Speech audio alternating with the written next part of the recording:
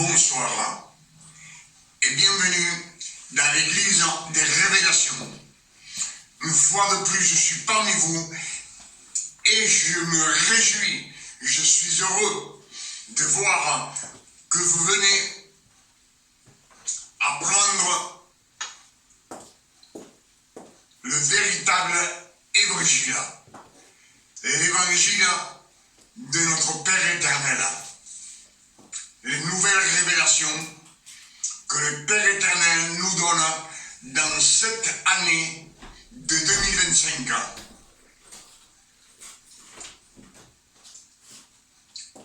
Dans cette année 2025, nous allons recevoir beaucoup de révélations. Les révélations, à chaque fois je vous le dis, viennent des saintes écritures, de méditer les Écritures, de chercher. Pour cela, dans la Sainte Bible, il nous est dit plusieurs fois, beaucoup de fois, méditer les Écritures jour et nuit, afin d'avoir les révélations que le Père éternel veut nous offrir. Les mystères cachés de tous les temps, de tous les âges, de tous les siècles, révélés maintenant à ses saints. Amen. Pour cela, comme à chaque fois, je vous salue au nom de notre Père éternel. Et je vous salue au nom de notre Sauveur, Emmanuel le Christ. Comme je vous l'ai dit plusieurs fois, le nom d'Emmanuel veut dire Dieu parmi nous.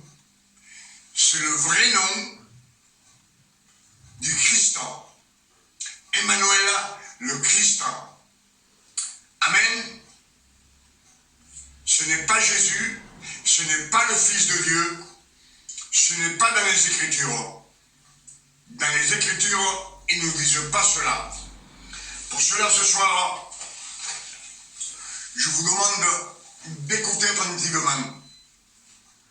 Quand on écoute attentivement la parole du Père éternel, qu'on n'a pas nos pensées ailleurs, ni à droite, ni à gauche, on n'est pas distrait, on est attentif à la parole. Le Père éternel nous donne beaucoup de révélations.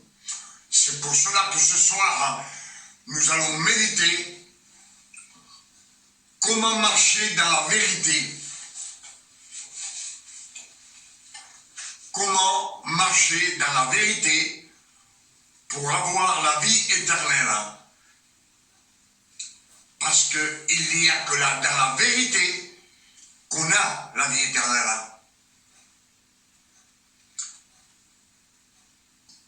Si on n'est pas dans la vérité et qu'on prêche des mensonges et qu'on prêche des choses qui ne sont pas écrites dans la Sainte Bible, ça ne nous ramène à rien. Ce qui sauve le monde, c'est la vérité. La vérité, ce sont les 10 commandements. C'est la justice de Dieu, celle qui gouverne le monde entier. Pour cela, ce soir,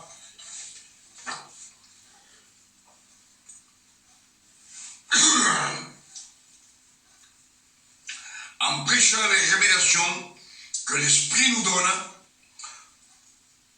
premièrement, Ésaïe 42, verset 1 nous dit que le Père éternel nous a envoyé son serviteur,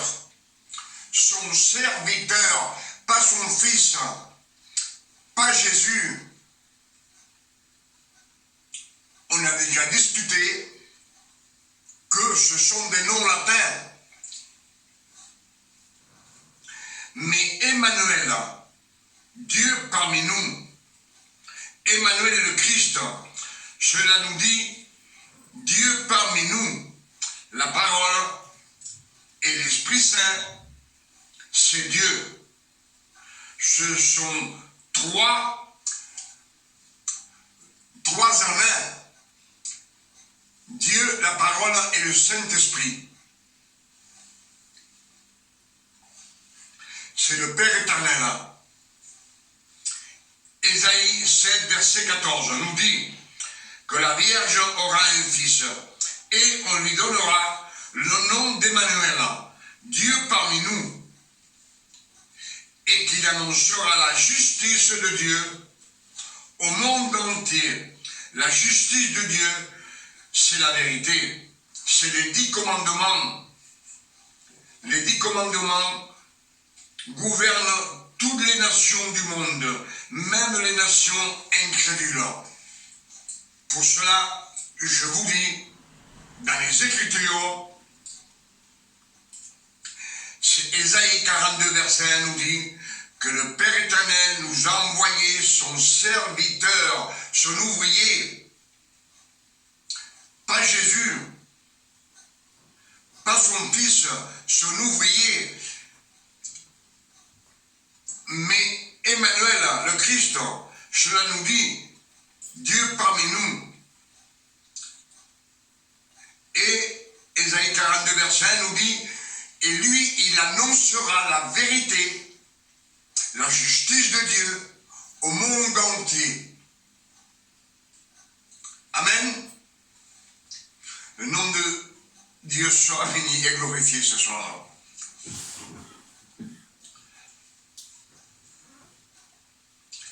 Galates 4, verset 4 nous dit que Dieu nous a envoyé son serviteur, son ouvrier, né d'une femme, né sous la loi, afin qu'il accomplisse toute la loi de Moïse et qu'il racheta tous ceux qui sont sous la loi, tout être humain qui est sous la loi, pas le reste du monde, juste ceux qui sont sous la loi. Amen. C'est ce que nous disent les Écritures.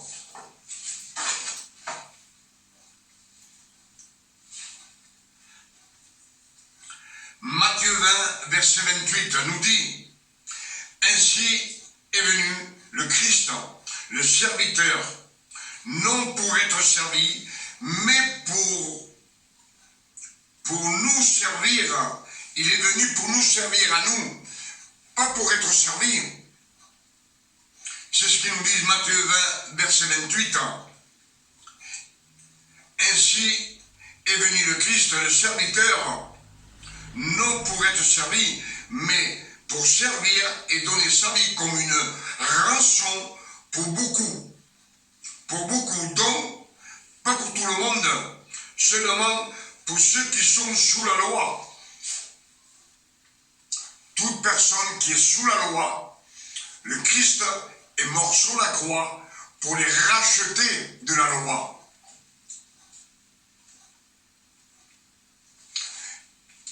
Et Éphésiens chapitre 2 nous dit, soyez attentifs, s'il vous plaît. Qui est mort par vos offenses et par vos péchés, dans lesquels vous marchiez autrefois, selon le train de ce monde, selon le prince de la puissance de l'air, de l'esprit qui agit maintenant dans les fils de la rébellion. Nous tous aussi, nous étions de leur nombre, et nous vivions autrefois selon les convoitises de notre chair, accomplissant les volontés de la chair et de nos pensées, et nous étions par nature des enfants de colère, comme les autres. Mais Dieu qui est riche en miséricorde, à cause du grand amour dont il nous a aimés, nous qui étions morts par nos offenses, nous a rendus à la vie avec Christ. C'est par grâce que vous êtes sauvés. Il nous a ressuscités ensemble. Il nous a fait asseoir ensemble dans les lieux célestes.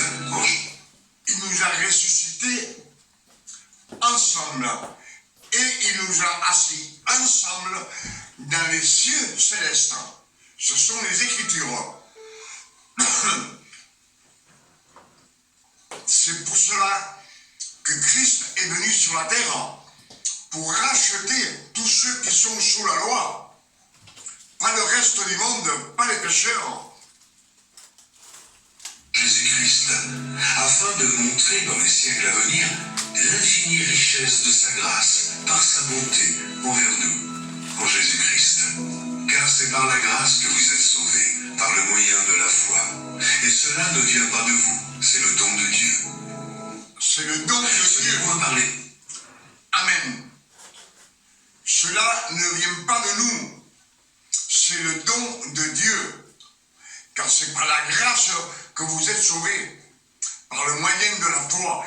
Et cela ne vient pas de vous, c'est le don de Dieu. Amen. Le nom de Dieu soit béni et glorifié ce soir. Et je dis merci pour ces révélations qu'il nous donne.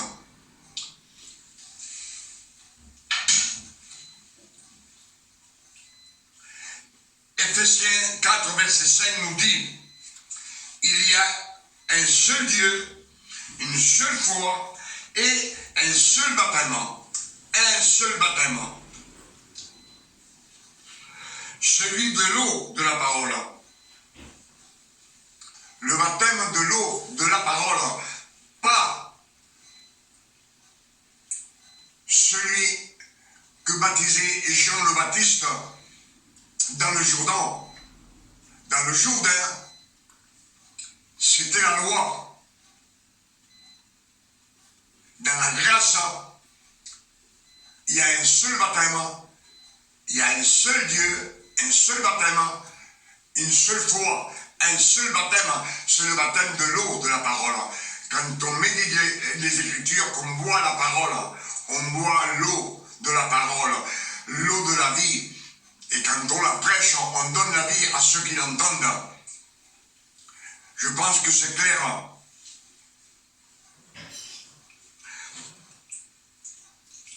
Tout ce qui est religieux, il faut s'en débarrasser. Le Père éternel ne veut rien de religieux. Amen. Tout ce qui est religieux, le Père éternel, il n'en veut pas. Il faut qu'on aime le Père éternel en esprit et en vérité, qu'on soit correct avec tes prochains, dans ta famille, avec tes amis, avec les inconnus, que tu sois correct. Et quand tu es correct, tout marche bien. Amen. Donc tout ce qui est religieux, il faut s'en débarrasser. Qu'est-ce qu'il faut se débarrasser? C'est de ne pas jeûner pour demander quelque chose au Père éternel. Il ne faut pas jeûner pour demander quelque chose au Père éternel. Il faut lui demander comme on demande à notre papa. J'ai besoin de ça. Matthieu 7, verset 7 dit, demandez et vous recevrez. Cherchez et vous trouverez. Frappez et on vous ouvrira. Et quand on vous ouvre, que vous demandez, on vous donne. Toutes les bénédictions sont pour ses enfants, pour ses fils, pour ceux qui sont ressuscités avec le Christ, sont ceux ils sont nés de nouveau. Pour cela, le Père éternel nous a assis ensemble avec le Christ, et ensemble, il nous a assis dans les cieux célestes. Son nom soit béni et glorifié. Donc, il ne faut pas jeûner.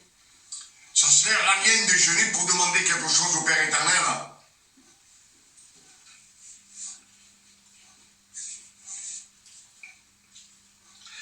De ne pas se mettre à genoux pour prier. Dieu, le Père éternel, on ne le prie pas, on ne le supplie, il ne faut pas le supplier. Si vous suppliez quelqu'un, c'est parce qu'il ne veut rien vous donner. Si vous mettez à genoux, même devant votre femme, devant vos enfants, si vous vous mettez à genoux pour demander quelque chose, c'est parce qu'il ne veut pas vous le donner. Donc, quand vous vous mettez à genoux, vous traitez le Père éternel de méchant, de radin, qui ne veut pas s'occuper de vous. Amen. Et quand quand on a péché, qu'on a transgressé, de se mettre à genoux pour demander pardon. Il ne faut pas le faire. Ce qu'il faut faire, c'est pour hériter la vie éternelle que je suis en train de vous parler ce soir. Ce message, ce sont des révélations du Père éternel qui nous donne en cette année 2025. Vous savez, quand vous vous mettez à genoux pour quelqu'un, pour demander pardon, c'est parce qu'il ne veut pas vous pardonner. Et vous insistez.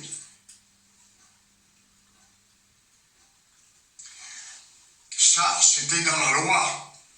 Dans la loi, on nous oblige à nous mettre à genoux, à jeûner, à demander pardon en pleurant.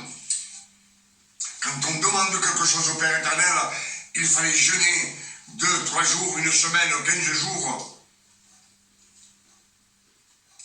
Je pense que vous me suivez. Je suis en train de vous prêcher le véritable évangile, celui que le Père éternel nous a donné dans sa grâce. Un don de Dieu, par la grâce de notre Sauveur Emmanuel le Christ, un don non mérité, une faveur qu'il nous fait. Mais pour cela, il faut l'accepter, cette faveur. Et quand on pêche dans la grâce, on confesse nos péchés. Il faut confesser les péchés. Il faut dire, oui papa, j'ai péché. Je reconnais, mais je te rends grâce parce que tous mes péchés, passés, présents et futurs, ils sont cloués sur la croix où tu fus cloué sur le mont de Golgotha. Et tous ces péchés sont pardonnés. Tous mes péchés passés, présents et futurs. Pour cela, aujourd'hui, je vis sans péché. Par la grâce de notre Sauveur Emmanuel le Christ. Les Écritures sont claires quand je vous parle de dire merci Père éternel, car tous mes péchés sont pardonnés, effacés par ton précieux sang sur la croix au mont de Golgotha. Tous mes péchés, passés, présents et futurs, pour toute l'éternité. Et je te rends grâce et je te dis merci, mon Sauveur, Emmanuel le Christ. Merci. Ce que nous avons médité ce soir, vous voyez bien que ce sont les Écritures. Éphésiens chapitre 2, verset 8. Car c'est par la grâce que vous êtes sauvés, par le moyen de la foi, et cela ne vient pas de vous. C'est le don de Dieu, par le don du Père éternel. C'est un petit message, mais comme je vous le dis, dans les Écritures, il nous est dit que tout est permis. La seule chose qui n'est pas permis, c'est de marcher dans la transgression et dans le péché.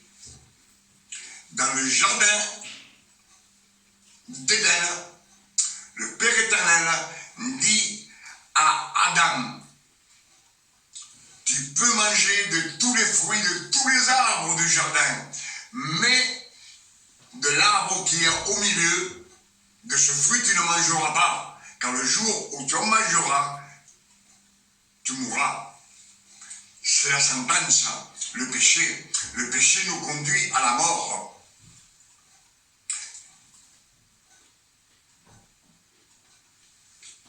Si le Père éternel dit cela à Adam, c'est parce que ce fruit défendu, c'est le libre arbitre. Les anges avaient le libre arbitre. C'est pour cela que Lucifer tomba en orgueil. Il voulut être comme le Père éternel, il voulait un trône par-dessus les étoiles, près du Père éternel. Et ce qui arriva à Ève quand Lucifer vient la voir, c'est pas le serpent. À l'époque, le serpent ne parlait pas. Et quand le serpent vient voir, c'est écrit sur la Bible, c'est pas un serpent, c'est Lucifer dans toute sa splendeur. C'est l'ange de lumière, l'archange qui est l'ange de justice du Père de Dieu, du Père éternel. C'est lui l'ange de justice du Père éternel qui est tombé en orgueil, il est déchu.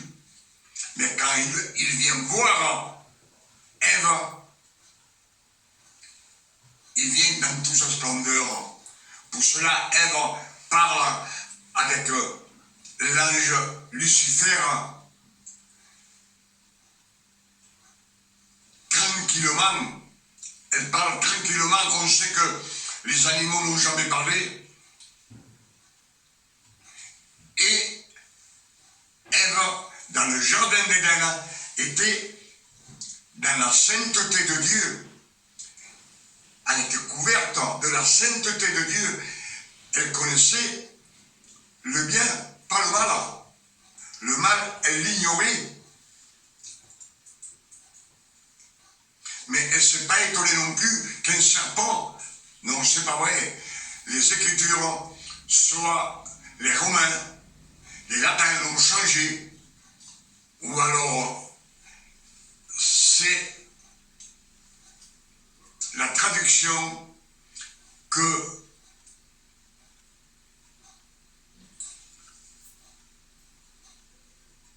l'empereur Constantin et son fils. L'empereur Constantin, c'était les Romains, les Latins. Quand ils prirent le christianisme,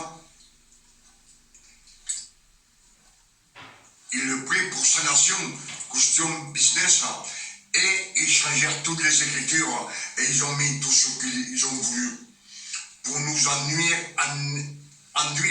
en erreur. C'est de là qu'est née la doctrine catholique. Je pense que ce que je vous dis, c'est la vérité.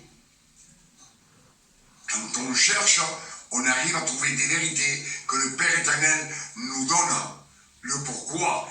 Et c'est Lucifer qui vient voir Ève. Pour cela, elle converse avec lui tranquillement et elle se laisse embobiner par Lucifer. Et avant de manger le fruit, elle pêche. Parce que Satan lui dit, c'est vrai que le Père éternel a dit que vous ne pouvez pas manger de tous les fruits, de tous les arbres du jardin. Et elle répond à Lucifer, elle lui dit, le Père éternel a dit comment on peut manger de tous les fruits, de tous les arbres du jardin. Mais le fruit de l'arbre qui est au milieu du jardin, qu'on ne mange pas et qu'on ne touche pas, elle vient de mentir. Le Père éternel n'a jamais dit de ne pas le toucher.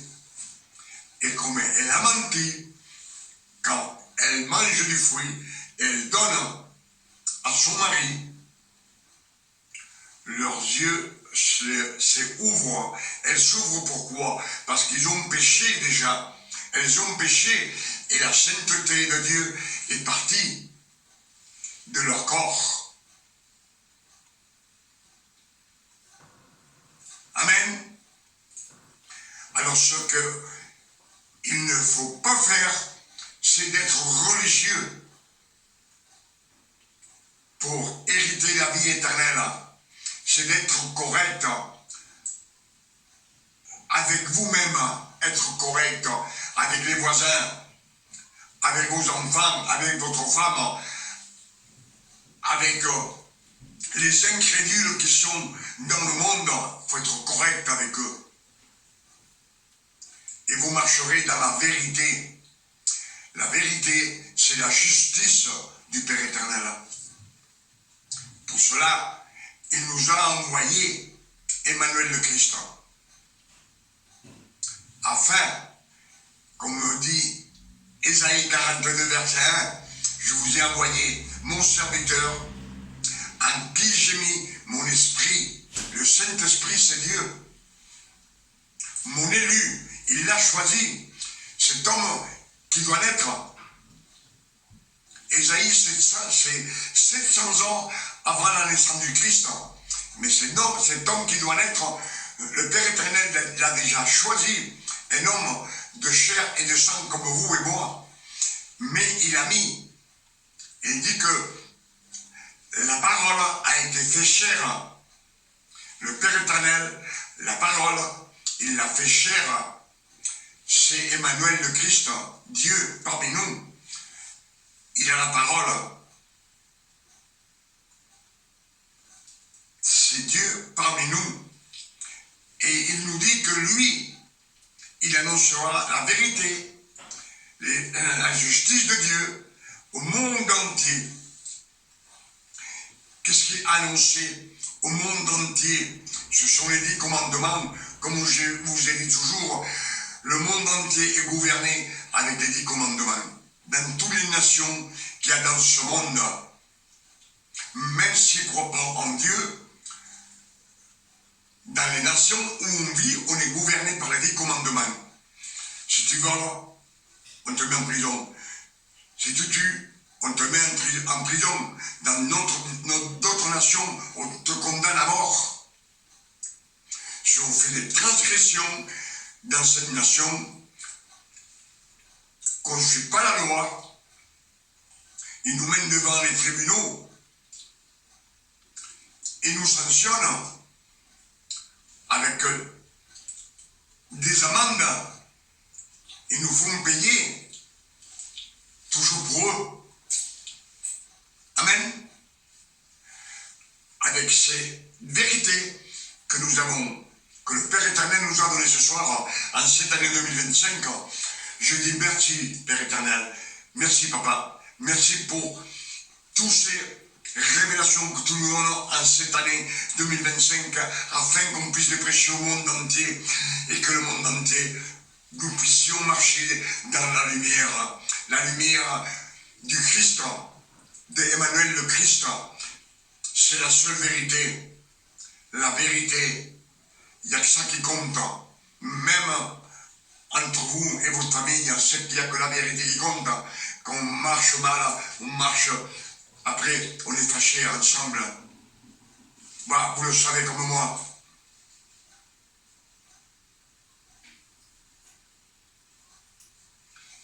Et je vous dirai un conseil.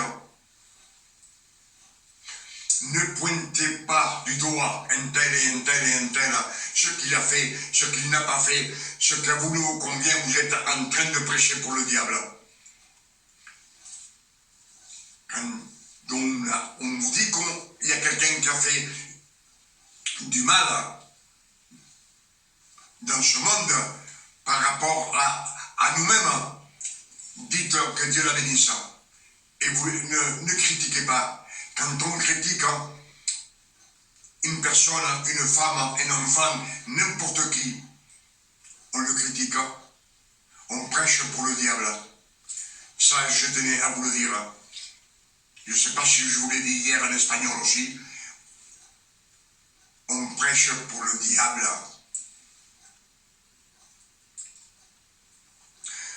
Pour cela, je vous dis de chercher la lumière.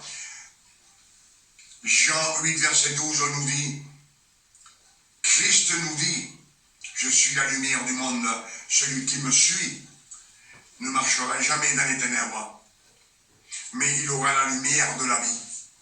Dans la vie, comme je vous ai dit, on voit tout. Dans la clarté, dans la lumière, on voit tout. Dans les ténèbres, on ne voit rien du tout. Amen. Qu'avec ces messages, le Père éternel puisse, par son amour et sa bonté, et vous-même en cherchant de prêcher ce que vous avez entendu au monde entier, afin que l'aveuglement qu'on a dans l'intelligence, que le Dieu de ce monde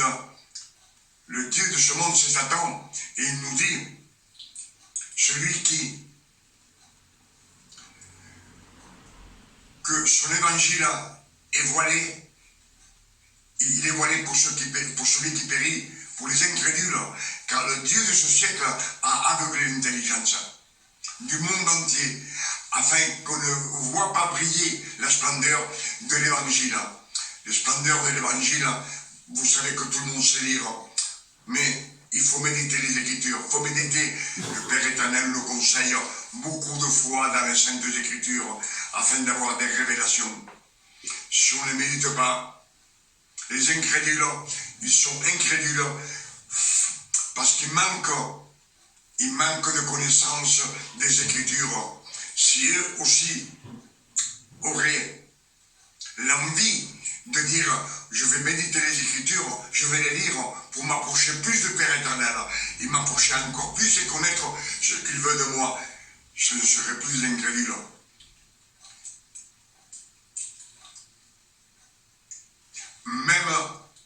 Même les Juifs, dans les Écritures, il dit qu'il y a 2 Juifs qui croient en Christ. Et Christ leur dit, si vous croyez à ma parole, vous serez entièrement mes disciples. Amen. Pour cela, je remercie le Père éternel ce soir pour ces quelques révélations qu'il nous a données en cette année 2025. Que le nom du Père éternel soit béni et glorifié et sanctifié sur la terre comme au ciel. Et moi je demande au Père éternel qu'il nous envoie son Fils, vite fait, le plus tôt possible, prendre l'Église, qu'il nous envoie Emmanuel le Christ, prendre l'Église, ses fils, parce qu'on veut partir avec lui et vivre éternellement dans le royaume des cieux avec le Père éternel. Que son nom soit béni et glorifié. Moi, personnellement, je demande au Père éternel, au nom de notre Sauveur Emmanuel le Christ, qu'il nous donne une nuit de repos, de tranquillité, de paix, de santé, de bien-être, comme le Père éternel donne à ses fils. Pour vous, et pour moi, et pour ma famille, et pour tous mes petits frères en Christ. À demain, si le Père éternel nous le permet. Mais comme je vous l'ai dit, à chaque fois, comme on est dans l'année 2025, et on va avoir beaucoup de révélations, demain on aura encore des révélations. Souvenez-vous que le Christ peut venir d'un moment à l'autre.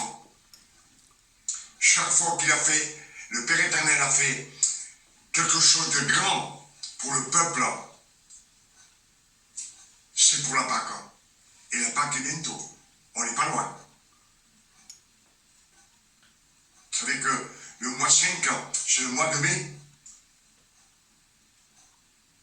Dans l'année, il y a 12 mois. Et le mois de mai, c'est le mois 5.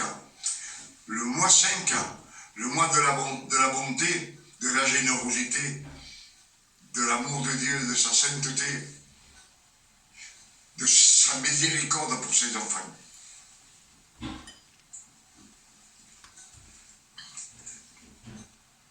Que Dieu vous garde et vous bénisse. Amen.